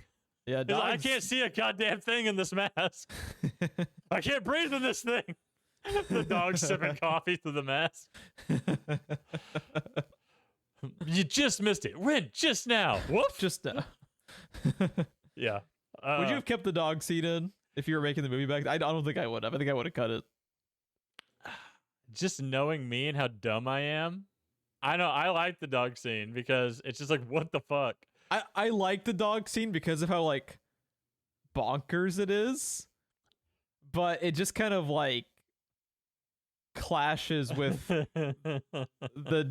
tone. You know what I mean? The tone is so serious and so bleak, and then we just get the fucking dog banjo guy effect, and it's just like I don't know. I am torn. But yeah, poor Nancy. She's the one that gives them away by accident because she's the one that screams at the dog, right? Yeah, I would scream too. You did scream, I believe. You screamed, "Cut it, cut it!" No, I didn't say a word because I was just like confused. I was like, "What?" This isn't your first viewing, and I love that you're still confused. I'm still very, very confused. I'm still very, very old and scared and confused. I forgot about the dog thing when I went back to watch it again, and then they showed the dog laying down with the banjo guy, and I was like, "Oh no!" Yeah. There's probably just some time in general, especially at the beginning of the movie. I think the pacing is kind of slow in the beginning to get things going. It's a lot of set dressing trying to show that something is wrong, right? There's kind of a point where it's like, I get it. Something is wrong in town and people are starting to notice. But at the same time, like the second and third act is just one long stretch. It's like blended together, and it's just one long stretch of like. And it's some of the it's some of the most compelling cinema, and literally none of it matters. Yeah, and it's just the descent into realizing you're fucked. That's the entire last hour of the movie. Yeah, there's really. But he never does. You realize it as the audience, but if he does, he's lying to himself. Because he's still holding hope at the end. Yeah, I think he is. I think when he's talking about like we can beat it, I think he's lying to himself, and he's also just trying to like keep his friends together. You know, keep morale up with his friends because he loves Elizabeth. Yeah. I really like. We haven't talked about it. I think the romance between him and Elizabeth is really well done because it's not shoehorned in as an element in the movie when it very well could have. Like they could have spent a lot more time on them as a romance. A lot of movies in this time period would have made much more of an emphasis on the romance. And I think them pulling back and not spending very much time on the romance actually adds to the heartbreak of it, because you can tell they would have been a good couple. There just wasn't time, you know. There was time. They're just like as soon as they like, you know, finally admitted they were really great for each other, it was too late.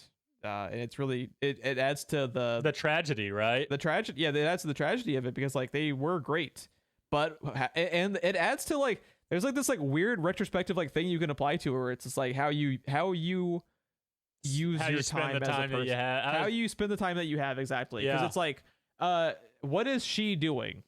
She is with a man she doesn't love who is an absolute fucking shithead. Like the Jeffrey in this, almost as big of a shithead as me, and that's saying something. But like, as far as Jeffs go, let me tell you. Yeah. But man, he is a fucking dick. Yeah. And she knows it, and Matthew knows it, and we know it. Everyone knows it, but she stays with them. Everyone except Jeffrey apparently knows it. Yeah, and it's really, really sad that she spent like her last few weeks like with this shithead because she just didn't want. You know, like this is all subtext. This is not talked about in the movie. It's all subtext, and I like that about it. That it's not dropped on Front Street, and I think that's like the strength of the movie. This is not a weird thing here with 2023 eyes, but in 1978, the way men and women are portrayed on screen and the way two characters that are together or involved or in love are portrayed, everything you need to know is in that moment when she goes to bed and she scoots to him and puts her arms around him when they're in bed together. Excellent point. Yeah. Yeah, like I said, that's not a weird thing in 2023 eyes. In 1978, that told the audience everything they needed to know about this relationship. Yeah, for sure. Yeah. Yeah, I think I've kind of touched on everything I had. Was there anything else about the movie that you wanted to talk about? If so, I already forgot it. Yeah, you can There's so much. We could do an entire podcast on its own on just movies in this vein, right? We've talked about The Thing and Alien and this. Just in this vein, how smart things are, how detailed they are. How many times have we mentioned movies that we're still learning new things about it every time we watch them? This is one of those movies. You want to know another one that this reminds me of? In the Mouth of Madness, that level of like futility with the characters. Yeah. Where that like in the Mouth of Madness, you know, like it's like from frame one, everyone's fucked. Right. Very similar in that level of bleakness. That is another aspect of that movie that I really like. I think if you watched the Invasion of the Body Snatchers, John Carpenter's The Thing, and In the Mouth of Madness, you have like that those movies. I don't know if I would survive that. Right. You'd look like Sam Neill and all this shit, fucking sharpie on himself in a straitjacket by the end. Just a bucket of popcorn and laughing at the screen. But man, those movies have a lot of symmetry to their themes and tones, and it's all shit I fucking love. I'm so glad that you and I spent an hour to an hour and a half just selling this movie to someone who listens to this podcast, because everyone talks about The Thing. Everyone talks about Alien. Those are one of the reasons we picked those two movies to be the first movies we covered, as well as them being some of our favorite movies. Everyone talks about Jaws and, just The Mouth of Madness.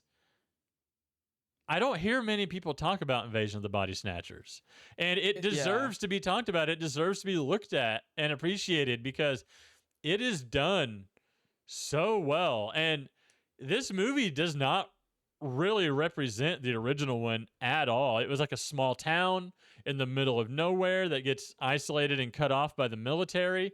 This is San Francisco. Like, you're fucked.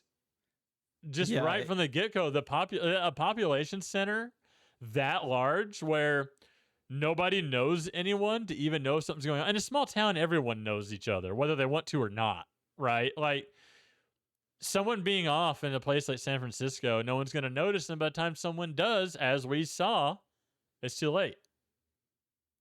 So, yeah. I love this movie. And, like you said, it's not in my regular rotation. But I do like to throw it on every once in a while. This is probably my fourth or fifth time total seeing it, just over the years. And yeah, it's good every time, and I notice something new about it every time. One thing that I wanted to throw in about Robert Duvall being in the beginning of the movie. Did you read that Kaufman said that the implication he wanted to make with Robert Duvall being there is that he's the first? Really? I didn't realize that. It makes sense that like you can tell on the rewatch he is a pod person, because he's staring at another character, and just the fact that he's on the swing at all, it's like the pod person doesn't understand that what he's doing is out of the ordinary, because he just sees other people, albeit children, doing it. So I didn't put together that he was the first, but that makes sense. And the reason that he is a priest is because Kaufman is like, oh, we have a horror movie, so of course we need a priest. And they just made him a priest for no reason. Last point I want to bring up before I forget, because we talked a lot about like the music and like the sound effects and everything. This movie's use of Amazing Grace is very haunting. And dude, so good. It kind of comes out of nowhere, but at the same time, it's just kind of like, man, you just had to underline hopelessness twice, didn't you? Yeah, and just a simple fact that it's like, it's, like they talk about how it's being used to like make the plants grow better, because plants love, like it helps them grow because it's music. Yeah. Because of the way that they work. And the origin point of the downfall of humanity is America. Yeah. With Amazing Grace playing. It just adds so many levels of like Man, that's fucked up. That I love. It's great. It's fucking depressing as shit and haunting, like I said, but it's fucking good. It's great. Something I didn't know until today is that port is Port 70, I believe, in San Francisco. Do you know it? No, I don't know much about it. Yeah, I didn't know anything about it either. Apparently, it was built during like either World War I or World War II, which was both times seen as the end of the world, and they are kind of held as like a bastion to the type of ingenuity and engineering that we had to do during those wars to survive and stuff. Yeah. And that is where the pod growing center is, and the distribution point for all of the pods going onto ships and stuff. Man. Like, yeah, that is a very specifically picked place, because apparently all across America, but especially in San Francisco, that is a very recognizable point. Everybody knows Port 70. And everybody knows what Port 70 was, and that was a very specific choice to have that final scene happen at Port 70. And in a lesser movie, a character in the movie would have talked about that openly. Right. And that is a huge strength of this movie, is the confidence to let stuff remain subtext. It's such a big deal that the poster on IMDb shows Port 70 in the lower right corner.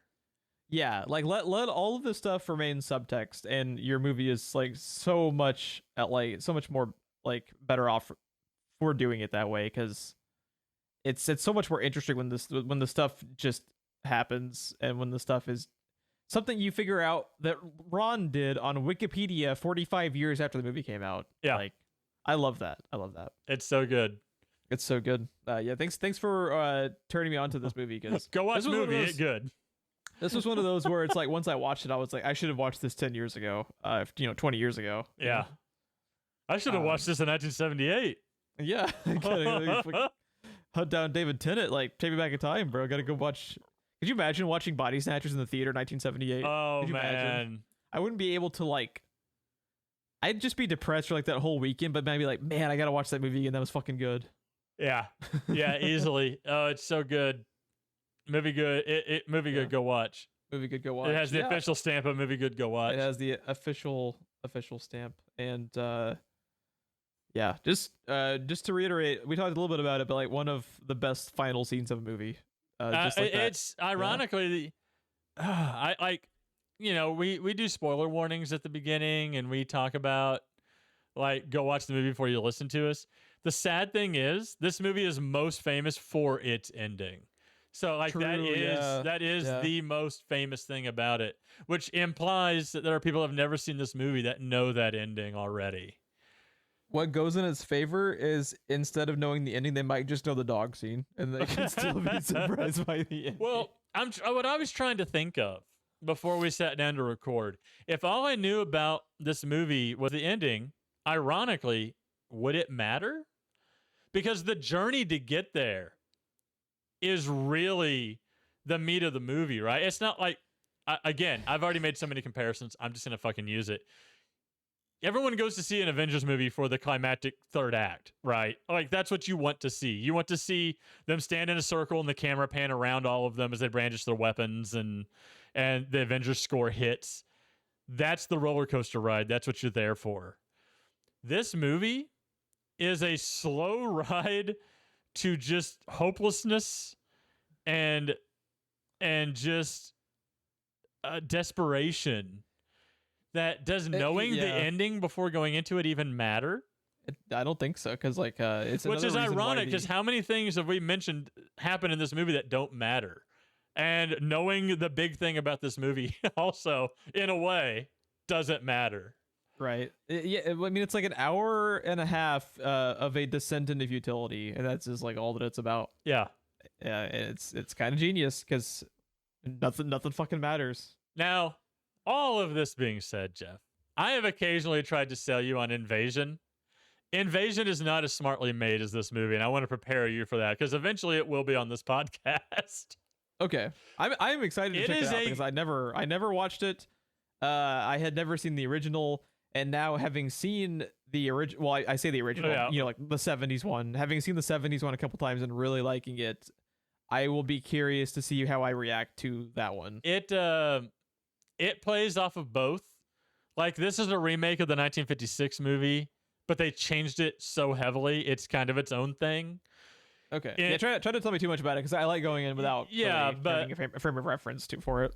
Invasion kind of builds off of the framework of the 70s thing, but like this one did, it changes some stuff. It's not as smartly made, but I think that movie takes a lot more flack than it deserves. I think if you were comparing it directly to this movie, it falls on its face every time. If you just sit down and watch it as yet another remake of the 50s movie, take it at face value. Don't try to read into it like we just spent an hour and a half doing. I think it's a really good movie. I think it's got really good performances from Daniel Craig and Nicole Kidman and everyone around them. It does the same thing with the impending dread of the realization. It just, I don't think it holds up to subsequent viewings the way this movie did. And I think people just wanted it to be this movie, but we already have this movie. So obviously we have to shit on Invasion as much as we do. And it, if I recall, I think it's got some pretty dumb stuff here and there that happens. But I mean, it's a pretty okay movie. And I think it's worth checking out also. I just don't think it would hold up to the level of scrutiny we did to this movie, because every time we rewatch this movie, like we've said a million times now, we see something different. And it's going to be better in our in our view of it. But I'm curious to go seek out Invasion again, because I think they were trying to do a lot of that same stuff. They just didn't do it as well. I'm kind of curious after a fresh viewing of this to go back and watch Invasion. Yeah, you should have it on here. That way we can have an excuse to check it out. Because I'm curious to check it out now, but I'll wait for the podcast viewing of it. That way it's a fresh watch for me. But yeah, if you would like to follow along with the show on Twitter, we are at SPR Filmcast. If you have any questions or prompts you would like to discuss with Ron and myself at the beginning of the show, you can always email us at screenplayrewind@gmail.com. Screenplayrewind@gmail.com? Yes. Yes, sir. Screenplayrewind@gmail.com. Wow. You can also just add us on Twitter, or I don't know. Twixter. Sorry. Send us a twext. For us. Do you know what the Do you prefer the left twext or the right twext? Did you know what the impending sense of doom in 2023 is? Elon Musk. It's Elon Musk and just the never Is Elon Musk a pod person? Elon Musk wishes he was as cool as a pod person. Donald Trump just turning and doing the shriek. Oh my god. I have the best pod people. Unbelievable pods. Okay. Crooked pod people. I listen to a podcast called The Ramble, where they have a segment right now where they go to a quote-unquote live feed of a Trump rally.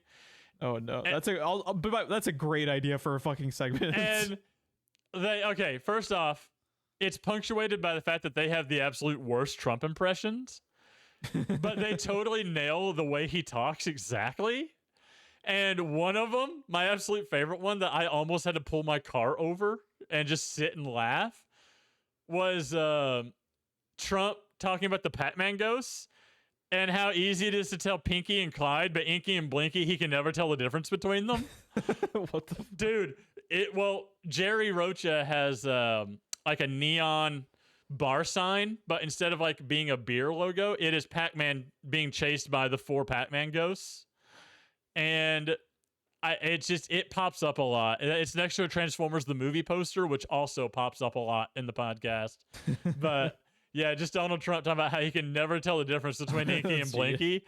I could not stop laughing. That's really fucking good. And I kind of want to tweet him or write an email into the podcast and be like, you have to do a segment with Donald Trump as a pod person from Invasion of the Body Snatchers. Hell yes. You have to do it. That's awesome. If that happens, I am gonna do it. If it happens on their podcast, because they're one of those that's very connected to their fandom. They read emails on the show and stuff. If that happens, I will update here because it's gonna be great if it happens. Hell yes. Oh man, that's great. Any ratings, reviews on whichever platform you found us on is always appreciated and helpful. Very helpful. If you've caught us on YouTube, obviously liking and subscribing, get all the usual thing. Oh shit!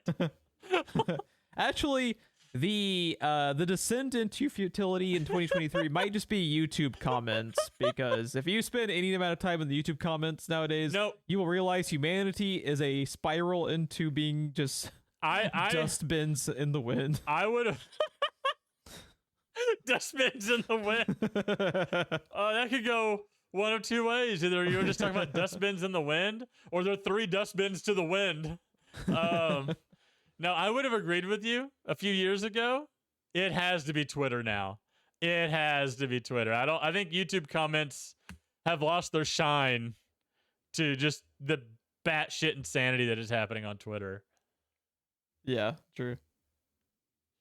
Anyways, what were we talking about? Every episode I'm trying to do the sign-offs and like the plugs and stuff, and Ron finds like new inventive ways to derail the ever-living shit out of me and make me forget what section of the plugs I was on. It like never fails, and it's so funny because every episode I've just realized I have to be like, what have I said? What if left twixt or right twixt, Geoff? Twixt. Left twixt or right twixt?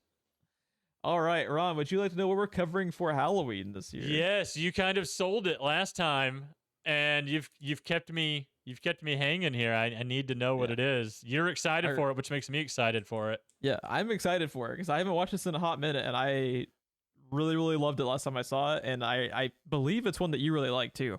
Mm-hmm. All right, so you had questioned whether we were continuing the sci-fi horror trend that we accidentally stumbled on. Go on. We are, and we're covering Event Horizon for Halloween, and I fucking love Event Horizon. It's another Sam Neill horror movie. Of course, we're gonna have it on the fucking show for Halloween. Of course, goddamn right we are, dude. Yeah, I can't wait. It's on Showtime. It is on Paramount Plus. Showtime, and it is available for like the usual rental options at like Apple and YouTube and whatnot. So, oh man, I haven't watched it. Maybe 15 years?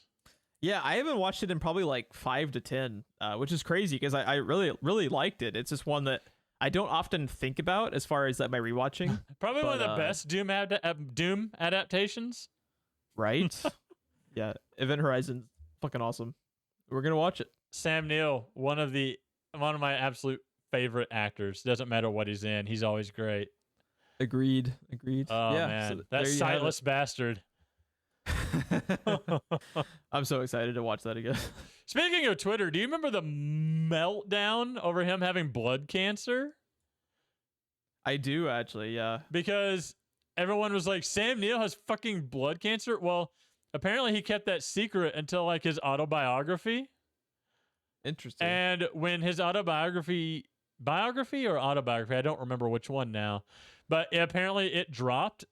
And when it dropped, the whole world found out at the same time that he had blood cancer because he kept it in the family only. So Sam Neill had to release a statement. No, I'm fine. What you're hearing is out of context. Yeah. Yeah, he had to make a public statement. Yeah. It's because, I mean, it's a huge, like, flattering thing because it just shows how much people fucking love that dude. Who doesn't love Sam Neill, man? It's Sam fucking Neill, man. Alan Grant is my favorite character in the books and in the movies, and I saw the movies first. I fell in love with that character because of Sam Neill. Yeah, he's awesome. Oh, man. And now I just can't get the mental image of that fucking gif with him and Malcolm. Dude, if we did show art, that would that'd be it. That would be the show art. Is that just the still of that gif? Oh my goodness, it's so good. Yeah. But yeah, I am excited to check out Event Horizon. Could you imagine?